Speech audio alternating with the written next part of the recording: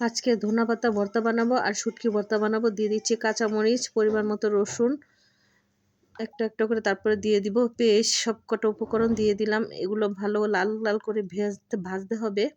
আর লাল লাল করে ভাজা হয়ে আসলে আমি দিয়ে দিব ধনেপাতা। মরিচটা প্রায় হয়ে গেছে, এখন দিয়ে দিলাম ধনেপাতা।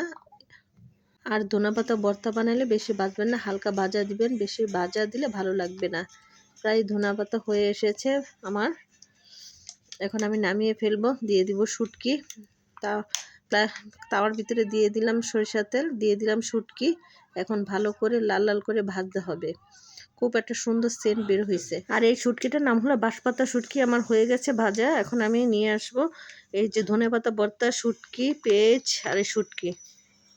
এখন আমি একটা একটা করে এগুলো ব্লেন্ডার করব। এখন ব্লেন্ডারের মধ্যে ঢালবো। এখন আমি প্রথমে দিয়ে দিচ্ছি শুটকি, এটা হলো বাঁশপাতা শুটকিটা দিয়ে দিচ্ছি। তারপরে কিছু পেস্ট দিয়ে দিব, সাথে কিছু ধনেপাতাও দিয়ে দিব। শুটকি ভর্তার সাথে হালকা পাতলা ধনেপাতা দিলে খুবই ভালো লাগে খেতে। আপনি ইচ্ছে করলে পাটায় ভর্তাটা বানাতে পারেন। আর পাটায় ভর্তাটা খুবই ভালো লাগে সবচাইতে। ব্লেন্ডারটা মোটামুটি ভালো লাগে, পাটায় ভর্তা বানাইলে বেশি ভালো লাগে। এখন আমি এটাকে ব্লেন্ডার করব। হয়ে গেছে ব্লেন্ডার করা ভর্তা। এখন আমি এটাকে পেস্ট দিয়ে সরিষার তেল দিয়ে সুন্দর করে বানাবো ভর্তাটা। কারণ আমি ব্লেন্ডারে যদি পেস্টটা দিয়ে দিই তাহলে একদম ফিনিশ হয়ে যাবে। এর জন্য আমি পেস্টটা আলাদা কেটে রাখি, তারপর আমি এটা সরিষার তেল দিয়ে মেখে ভর্তাটা দিয়ে ভালো করে মাখিয়ে নিই। ভালো করে মাখিয়ে নিতে হবে। তারপরে দিয়ে দিব ব্লেন্ডারের সেই শুটকি, আমি যে ব্লেন্ডার করে রেখেছিলাম সেই শুটকি ভর্তাটা দিয়ে দিব। এখন আমি ভালো করে মেখে নিতে হবে যাতে পেস্টটা চারপাশে মিলে যায়।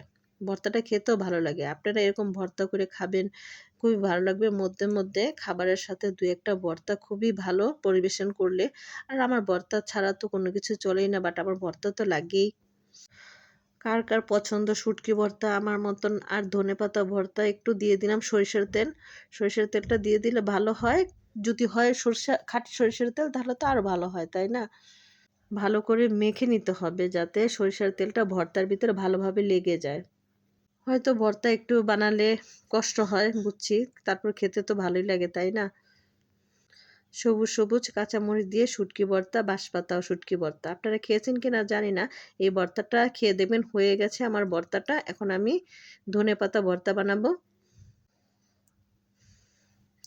দিয়ে দিব এখন আমি ধনেপাতা যেগুলো আমি ভেজে রেখেছিলাম প্লেটে আলাদা করে, সেগুলো এক এক করে দিয়ে দিচ্ছি। এই যে ধনেপাতা দিয়ে দিচ্ছি, রসুনও দিয়ে দিছি।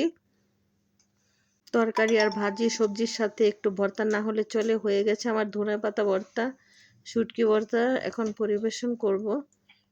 যেটা দেখতেও ভালো লাগে সেটা খেতেও ভালো লাগে, তাই না? নিয়ে নিলাম প্লেটে ভাত, ভাতটা দিয়ে ভর্তা দিয়ে এখন ভালো করে ভর্তা মাখিয়ে খাবো। খুবই মজা হয়েছে।